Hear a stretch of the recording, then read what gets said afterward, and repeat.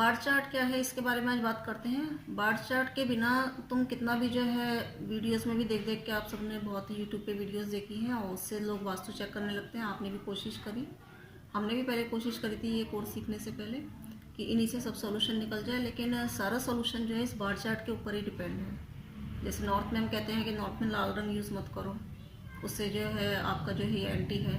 लेकिन अगर वो जो है एरिया बड़ा हुआ है तो वो लाल रंग जो है उसमें जो है पॉजिटिविटी भी ला सकता है, उसके इफेक्ट को कम भी कर सकता है, उस बड़े एरिया को भी कम कर सकता है। ठीक है, तो ये कैसे जान पाएंगे हमने लाल रंग हटा दिया, पता लगा उसमें और प्रॉब्लम हो गई नॉर्थ में।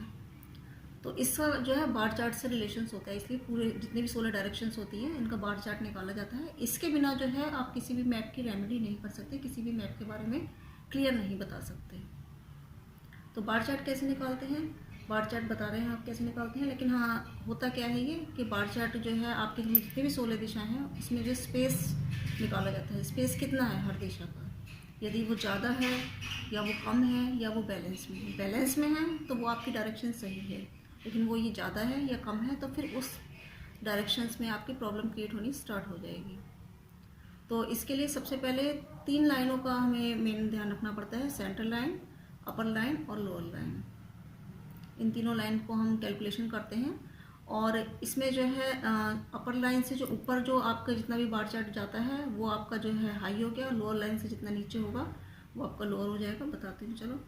अब मान लो आपकी कोई प्लॉट है, प्लॉट आपकी 25/31 की प्लॉट है, मान लो कोई 25/31 की। तो सबसे पहले क्या करेंगे, हम इन प्लॉट्स का जो है मल्टीप्लाई करेंगे 25/31। निकाल लीजिए जरा, इसमें करके देखिए 25/31 और डिवाइडेड बाय 16, क्योंकि हमारी 16 दिशाएं हैं तो इन 16 दिशाओं से हम इसको मल्टीप्लाई करके डिवाइड करेंगे। तो यह हमारा आ गया 48.4।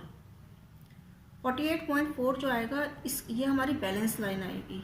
ठीक है, ये हमारी बैलेंस लाइन होती है। जो भी आपकी लंबाई गुणा चौड़ाई है उसको 16 से डिवाइड करने पर बैलेंस लाइन आती है। अब इस बैलेंस लाइन को हमें 3 से डिवाइड करना है।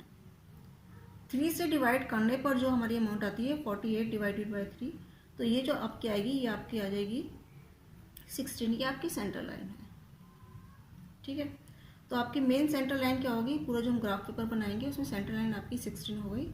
अब इसके बाद जो कल हमने आपको एरिया बताया था कि कैसे इसमें ग्राफ पेपर में हम एरिया निकालते हैं, उससे हम लोअर और हायर निकालेंगे कि लोअर आपका लोअर एरिया कौन सा है आपका और अपर एरिया कौन सा है। लोअर मतलब जो सबसे कम है, अपर मतलब सबसे ज़्यादा है। तो कल जो हमने बताया था उसमें आपका जो है 28 सबसे कम था और 61 सबसे ज़्यादा था। ठीक है ना। तो अब इसके लिए हम जो है आपके हमें 2 निकालनी है, एक तो हमें निकालनी है अपर लाइन और एक निकालनी है लोअर लाइन। अपर लाइन और लोअर लाइन। सेंटर लाइन हमारी क्या है 16। अब इस 16 में जो हमारी अपर लाइन है, अपर लाइन का जो सबसे हाईएस्ट अपर पॉइंट का जो सबसे हाईएस्ट था क्या था, वो 61 था। जो हमने एरिया ऑफ ट्रायंगल निकाला था वो 61 था। एरिया सबसे हाईएस्ट एरिया जो था सारी 16 दिशाओं में वो 61 था। तो इसमें 16 में वो 61 प्लस करेंगे। 16 में सेंटर जो लाइन है, सेंटर पॉइंट जो है हमारा, इसमें हम 61 प्लस करेंगे और डिवाइडेड बाय 2। ठीक है, इससे जो आपका निकला है ये आपका हो गया अपर लाइन का एरिया। ठीक है, ऐसे ही लोअर का निकालेंगे। लोअर में क्या करेंगे, वही सेंटर लाइन जो आपकी जो है 60 और प्लस जो सबसे लोअर आपका एरिया ऑफ ट्रायंगल था यानी कि 28, उसको प्लस किया और डिवाइडेड बाय 2। इसको करने पर जो आपका है ये आपका आ गया लोअर लाइन। पूरी कैलकुलेशन करना है इसको, जो मैंने बताया 25/31 का, इससे मुझे निकाल के दिखाना ये कि लोअर लाइन और अपर लाइन की क्या कैलकुलेशन निकली। अब इसकी जो कैलकुलेशन निकलेगी, इनको करने के बाद अब हम आगे काम करेंगे कि हमारी जो है, मान लो अपर लाइन हमारी आई है मान लो 42 और लोअर लाइन आई है हमारी 26 और सेंटर लाइन आई है हमारी 16।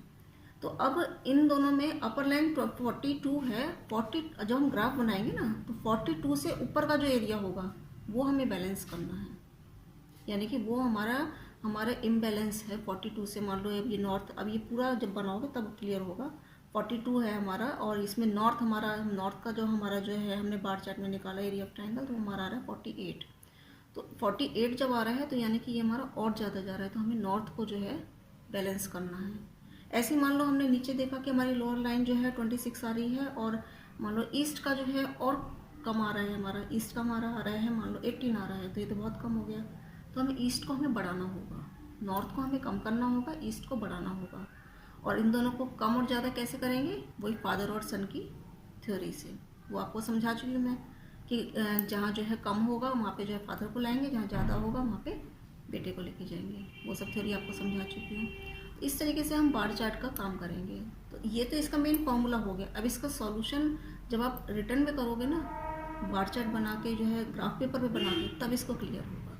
तो सबसे पहले आप इसको समझो, उसके बाद जो है फिर आपको इस पे समझाते हैं। आपको एरिया ऑफ ट्रायंगल तो कल निकाल ही चुके थे, एक बार प्रैक्टिस